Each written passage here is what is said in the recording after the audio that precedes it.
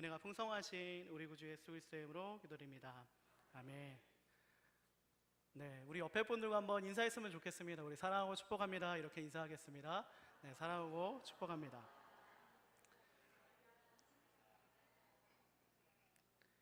네, 오늘도 하나님의 말씀의 은혜와 기도의 응답이 있는 귀한 시간이 되기를 예수님의 이름으로 축복합니다.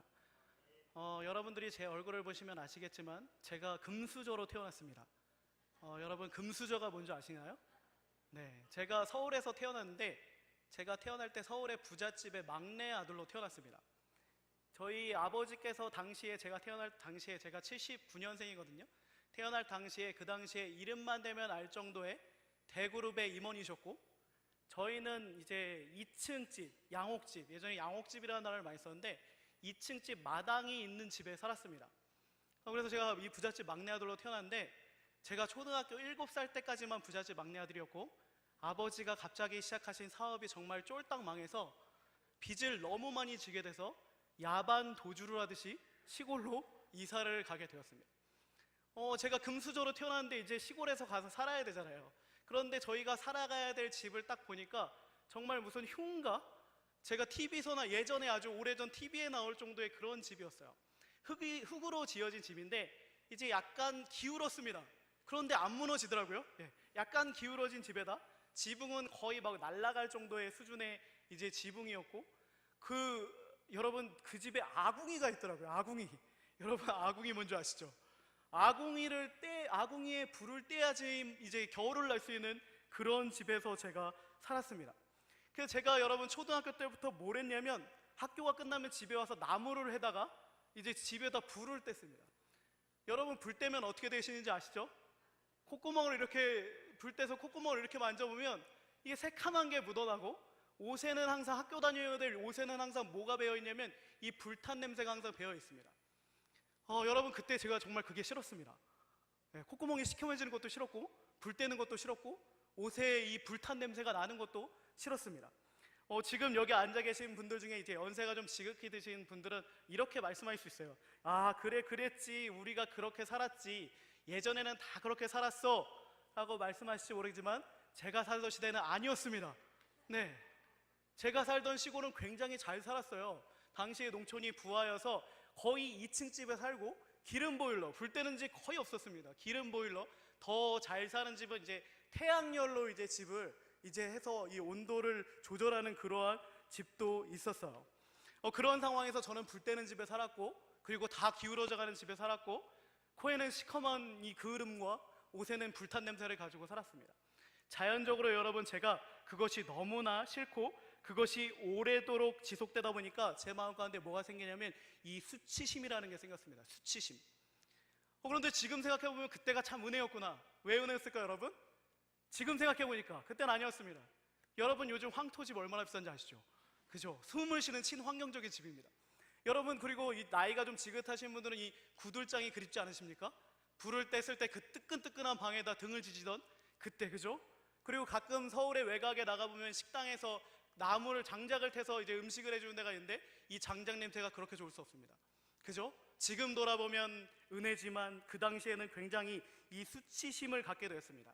가난하다는 것, 다른 사람들과 다르다는 것이 제 안에 부끄러운 마음을 가져다 주고, 그런데 여러분, 이 부끄러운 마음에서 끝나는 것이 아니라 감정에 영향을 주기 시작하는데, 어떠한 감정이 발생하냐면 바로 두려움이라는 것이 발생합니다. 여러분, 부끄러운 마음, 수치심이 들 때 그냥 그렇게 부끄럽다라는 것에서 끝나는 것이 아니라 이 생각이 들 때 자연적으로 우리 안에 발생하는 감정이 바로 두려움이라는 감정이에요.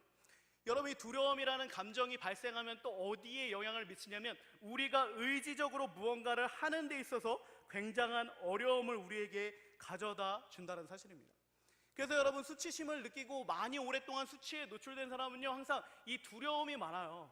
무언가를 시도하는 것이 너무 두렵고, 무언가 뛰어내리는 것도 너무나 두렵고, 또 믿음으로 우리가 살아내고 결단해야 되는데 믿음의 담대함으로 한 걸음을 내딛는데도 두려움을 발생시켜서 우리로 그리스도인답지 못하게 살게 하는 이 불편한 생각이 바로 오늘 수치심이라는 것입니다. 여러분들은 어떠셨습니까? 여러분들의 삶을 돌아보실 때 이러한 부끄러웠던 마음들, 수치심이라는 감정, 혹은 그 부끄러운 마음들 때문에 두려움이라는 감정에 접하여지고 이 두려움이라는 감정이 다시 우리의 의지, 즉 믿음의 한 걸음 혹은 삶의 한 걸음을 내딛는데 방해가 되지는 않으셨습니까? 오늘 말씀을 통해서 우리가 좀 살펴보아야 할 내용이 바로 이것입니다.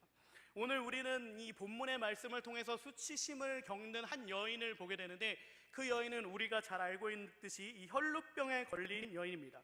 그래서 오늘 본문 25절의 말씀에 보니까 12회를 혈루증으로 알아온 한 여자가 있어 라고 이렇게 말씀하고 있습니다. 혈루증이라는 병은 우리가 잘 알고 있듯이 자궁에서 이 지속적으로 피가 흘러나와서 멈추지 않는 병입니다. 그리고 당시에 율법적으로 보았을 때 이 질병에 걸린 사람은 부정하다라는 선언을 받게 되었습니다.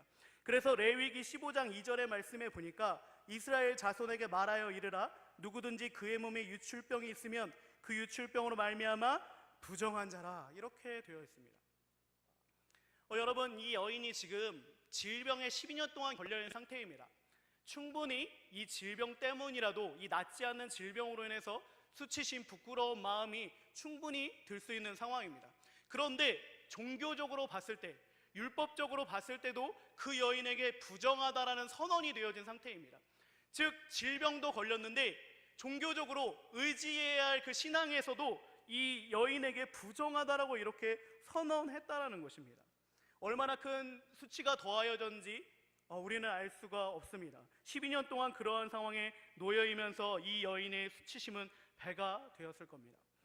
여러분, 가난과 질병이 항상 짝이라는 거 알고 계시죠? 가난과 질병은 짝으로 다가옵니다. 불행한 일입니다. 가난하면 자신의 질병을 제대로 돌보지 못하여서 이 자신의 몸을 해치게 됩니다. 또 질병에 걸리면 많은 돈을 들여서 치유를 해야 되기 때문에 가난이라는 또 다른 굴레에 빠져들게도 되는 것입니다. 거기다가 이 여인의 가난함 뿐만 아니라 종교적으로도 신앙적으로도 이 선언되어진 거예요. 부정하다, 깨끗지 않다, 옳지 않다, 온전하지 않다라고 선언되어졌다는 사실입니다. 저희도 가난했는데 그로 인해서 저희 어머니가 굉장히 아프셨습니다. 제가 이제 중학교 2학년 때부터 아프셔서 14년 동안 돌아가실 그날까지 아프셨어요. 그래서 28살에 돌아가셨는데 그때까지 질병을 앓으셨습니다. 그런데 이 질병을 안고 계시면서도 다른 사람들한테 소문을 내는 것을 싫어하셨어요. 다른 사람들에게 알리는 것을 굉장히 싫어했습니다. 특히 교회에 알리는 것을 항상 꺼려하셨어요. 왜 그러셨을까요? 질병 자체도 수치스러운데 당시에 제가 다니던 교회에서는 무엇이라고 가르쳤냐면 가난과 질병은 저주다, 이렇게 가르치셨어요. 가난과 질병이 저주라고 가르치신 교회에서 신앙생활을 해야 되는데 어머니가 가난하고 질병에 걸린 겁니다. 큰 수치심이 거기서 발생하게 된 것이죠. 지금 제가 목사가 되고 나서 보니까 옛날에 가르쳤던 목사님들 진짜 많이 회개하셔야 됩니다. 그죠? 정말 많이 회개하셔야 돼요. 가난과 질병이 저주다 이렇게 해버리시고, 그죠? 주님의 은혜를 선언하지 않으시면 많은 사람들이 그냥 죽는 겁니다. 그죠? 그러한 상황에 놓이게 되는 불편함이 있었습니다. 이 여인도 그러했던 겁니다. 치료하다가 보니까 돈을 많이 쓰게 된 거예요. 그로 인해서 이 여인도 가난해진 겁니다. 12년 동안 앓으면서 가난까지 이 여인에게 더하여집니다. 그래서 오늘 본문 26절의 말씀에 보니까 많은 의사에게 많은 괴로움을 받았고 가진 것도 다 허비하였을 때 아무 효험이 없고 도리어 중하였던 차에라고 이렇게 되어 있습니다. 참 불행하죠, 그죠? 참 불행한 사람을 우리는 보게 됩니다. 질병에 걸린 것도 서러운데 종교적으로 율법적으로 정죄를 받고 그리고 또 가난하기까지 하였습니다. 거기다 또 한 가지 더해지는 게 뭐냐면 당시의 이 여인의 사회적인 위치입니다. 당시의 여인들은요, 사회적인 위치를 봤을 때 좋은 대우 안에 없었습니다. 그들은 어떠한 증인이 되는 역할을 감당하기도 힘들었고 자격도 없었습니다. 교육이나 상속의 기회를 받는 것도 굉장히 어려웠어요. 즉 사회적인 지위로 인해서 그녀는 또다시 수치심을 갖게 되는 것입니다. 여러분, 이렇게 큰 수치심을 갖고 있는 이 여인이 어떤 행동을 하시는지 아십니까? 이 여인이 수치스럽기 때문에 그 두려운 감정 때문에 다른 사람 앞에 드러나지 못합니다. 그리고 몰래 움직여요. 사람들 틈에 숨어서 움직입니다. 이 수치심이라는 감정이 이 여인에게 두려움이라는 것들을 가져다 주면서 이 여인의 의지가 결여되어지고 한 걸음 한 걸음 내딛고 인생의 발이라든지 어떤 자기가 하고자 하는 일들을 성취하는 데 있어서 그것을 굉장히 방해하는 요소로 수치심이 자리 잡게 됩니다. 그래서 오늘 본문 27절의 말씀에 보니까 예수의 소문을 듣고 무리 가운데 끼어 뒤로 와서 그의 옷에 손을 대니 라고 말씀하고 있습니다.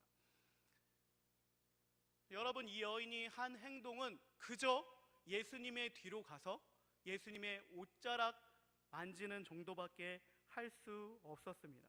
이 여인의 깊은 수치심은 무리 속에 자신을 숨어들게 만들고 당당하게 예수님 앞에 나와서 예수님 저 좀 치료해 주세요, 예수님 저를 불쌍히 여겨주세요 라고 소리치지 못하고 숨어서 몰래 그저 예수님의 그 한 옷깃 정도 만지는 정도의 의지밖에 발휘할 수 없었습니다.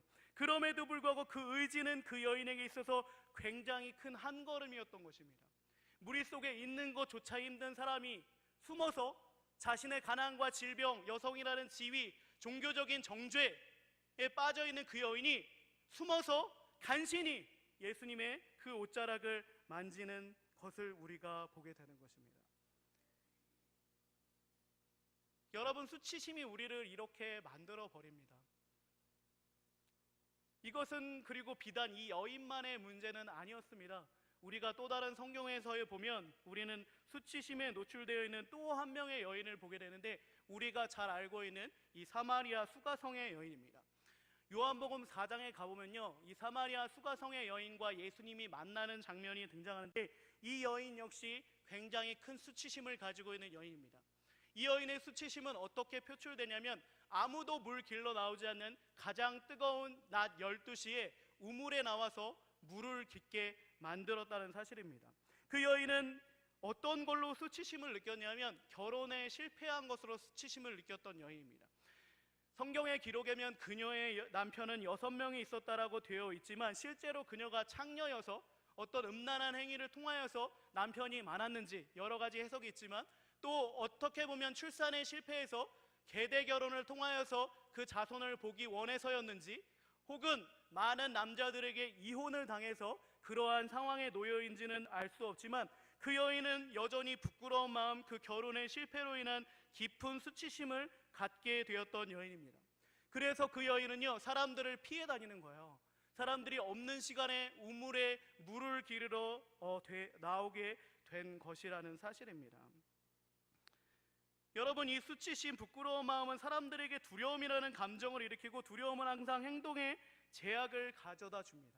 그리고 우리 믿는 그리스도인들 역시 이 수치심이라는 감정이 들기 시작하면 우리 안에 두려움이 발생하고요, 믿음으로 살아내야 되는데 그 믿음의 한 걸음을 내딛기가 어렵고, 하나님 앞에 나아오고 그분의 옷자락을 붙잡는 것이 굉장히 어렵게 됩니다. 믿음으로 결단하고 살아가는 데 있어서 이 방해가 되는 요소가 바로 이 수치심이라는 것입니다. 왜일까요? 왜 여러분 이 수치심이라는 마음이 우리를 두려움 가운데 놓이게 하고 우리로 하나님 앞에 나오는 것을 저해하는, 방해하는 요소가 될까요? 왜냐하면요, 여러분, 이것은 수치심은요 죄의 결과이기 때문에 그렇습니다. 수치심은 죄의 결과입니다. 여러분, 하나님이 우리를 처음 창조하셨을 때 이 아담과 하와에게는 수치심이 없었습니다. 하나님은 이들이 서로 발가벗었지만 부끄러워하지 아니하였다고 성경을 통해서 우리에게 말씀해 주셨어요. 그래서 창세기 2장 25절의 말씀에 보니까 아담과 그의 아내 두 사람이 벌거벗었으나 부끄러워하지 아니하니라 이렇게 말씀하고 있습니다. 부끄럽지 않았습니다. 수치심이 존재하지 않았습니다. 그런데 이들이 범죄한 이후에 하나님이 금하신 선악을 알게 하는 나무의 열매를 먹고 난 이후에 이들에게는 부끄러운 일이, 수치심이 발생합니다. 그래서 창세기 3장 10절과 11절의 말씀에 보면, 이르되 내가 동산에서 하나님의 소리를 듣고 내가 벗었으므로 두려워하여 숨었나이다 이렇게 되어 있습니다. 이어지는 말씀에 보니까 이르시되 누가 너의 벗었음을 내게 알렸느냐, 내가 내게 먹지 말라 명한 그 나무의 열매를 내가 먹었느냐라고 이렇게 말씀하고 있는 것입니다. 죄의 결과로 이 수치심이 발생한 겁니다.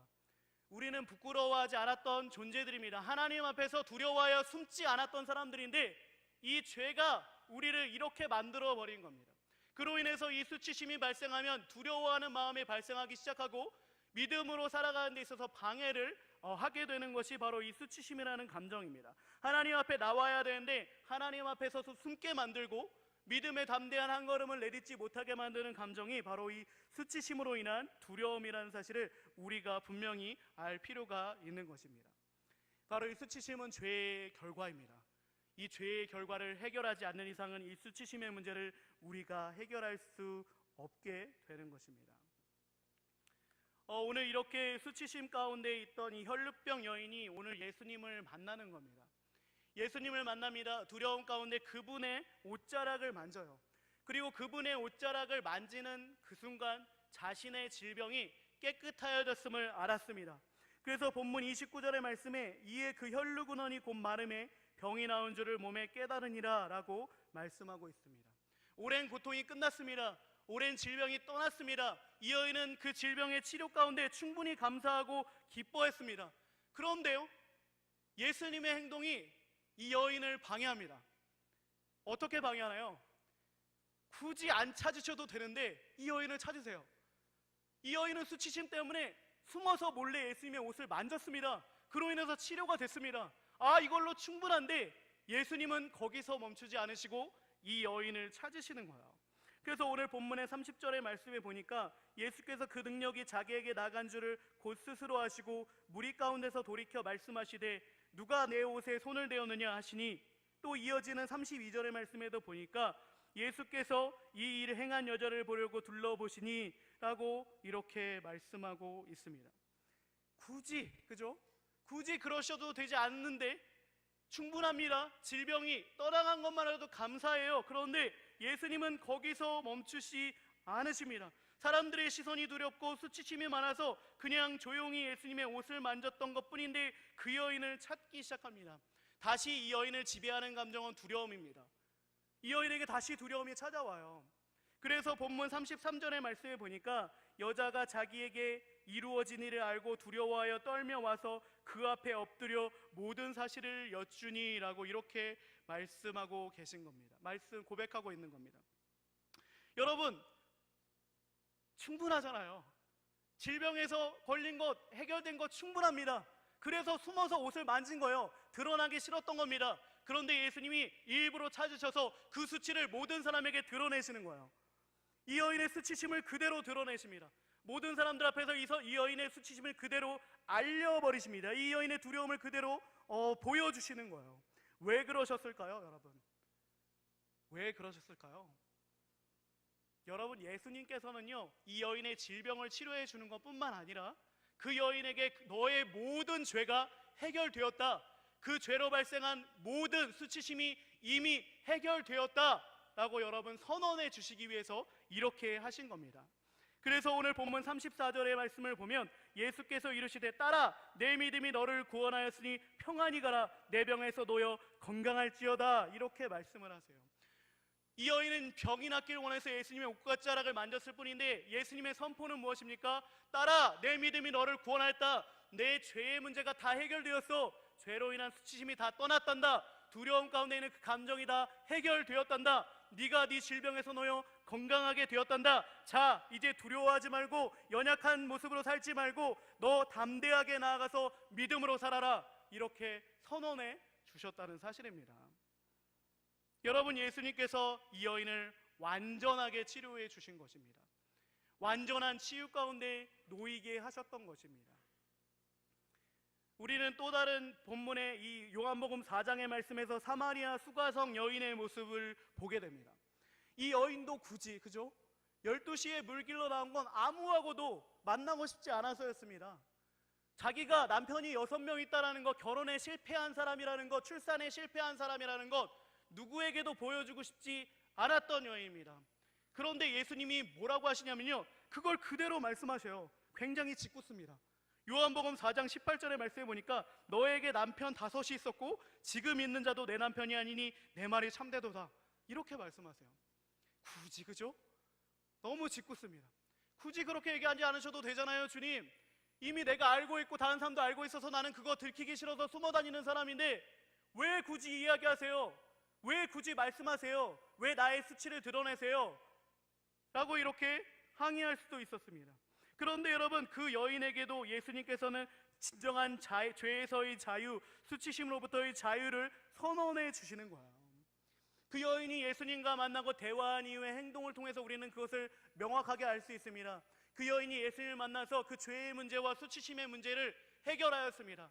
그것으로 인해서 너무나 감사하여서 그 여인이 한 행동이 바로 요한복음 4장 28절부터 30절까지의 말씀인데요, 여자가 물동이를 버려두고 동네로 들어가서 사람들에게 이르되 내가 행한 모든 일을 내게 말한 사람을 와서 보라, 이는 그리스도가 아니냐 하니 그들이 동네에서 나와 예수께로 오더라 라고 이렇게 말씀하고 있습니다.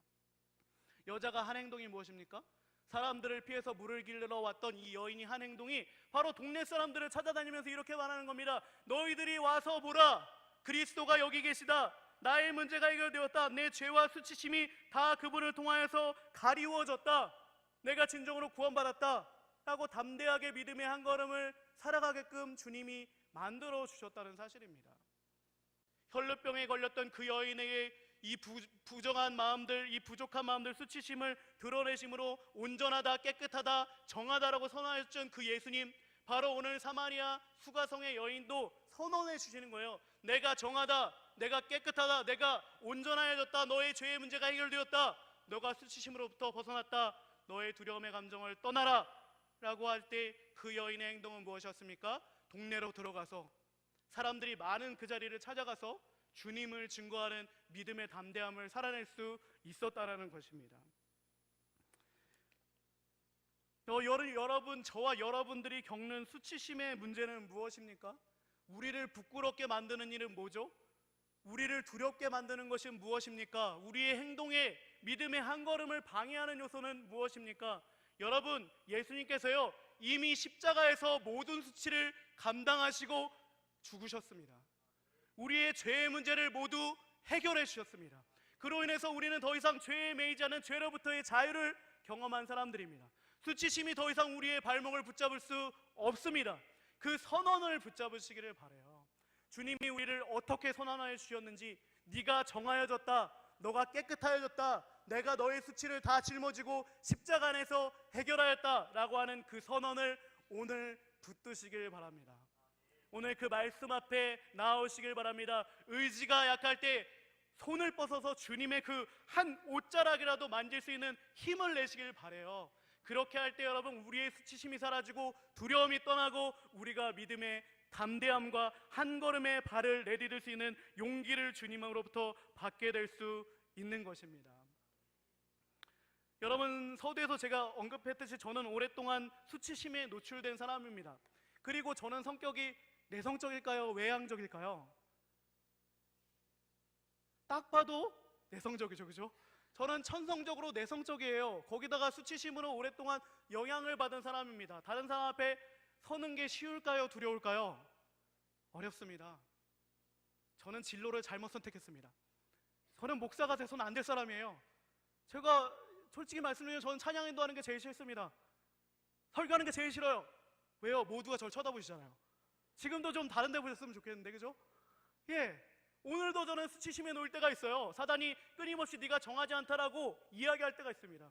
그럴 때 여러분, 주님의 옷자락을 붙드는 것입니다. 주님이 저를 통하여서 저는 충분한데, 저는 주님을 만난 것으로 충분한데 굳이 선언하지 않으셔도 돼요, 사람들 앞에 세우지 않으셔도 돼요 라고 하시지만, 주님은 저를 세우셔서 이렇게 선언해 주시는 거예요. 내가 정하여졌다, 내가 깨끗하여졌다, 내가 온전하여졌다 라고 이렇게 선언해 주신다는 사실입니다. 여러분, 이것은 저에게만 해당되는 상황들이 아니에요. 여러분들에게도 다 주님이 그렇게 살아가길 원하십니다. 오늘 혈루병 여인은 여인입니다. 증인이 될 수 없는 사람이에요. 당시의 사회적인 분위기 속에서 이 여인이 증인할 수 없는 그 사람입니다. 그럼에도 불구하고 주님이 앞에 내세우셨습니다. 그리고 선언해 주신 거예요. 내가 깨끗하여야 되겠음을 선언한다, 내가 정하였음을 선언한다, 담대히 믿음으로 나아가라 라고 선언해 주시는 거예요. 이 수가성의 여인, 담대히 증인되라고 말씀하시는 겁니다. 더 이상 사람들을 피해 다니지 말아라, 두려워하지 말아라, 너는 나의 증인이다, 나를 만난 사람으로서 나를 드러내면서 살아라 라고 주님이 오늘 선언해 주셨다는 사실입니다. 오늘 여러분, 주님의 그 선언과 말씀을 붙드시길 바랍니다. 두려움을 벗어나서 담대한 믿음의 한 걸음을 내딛으시길 바랍니다. 나의 의지가 결여되어서 내가 너무나 수치 가운데 놓여 있어서 두려움이 너무나 많아서 살 수 없는 분들, 소문만은 뻗으십시오. 주님의 그 옷자락 만드는 의지만 내십시오. 그렇게 할 때 주님이 그 모든 것을 해결해 주시는 분이시라는 것을 경험하게 될 것입니다.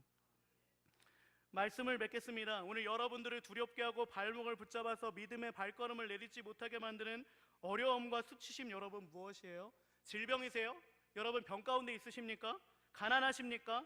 사회적으로 낮은 지위 가운데 놓여 있으세요? 갖가지 실패감이 드십니까? 정죄감에 빠지십니까?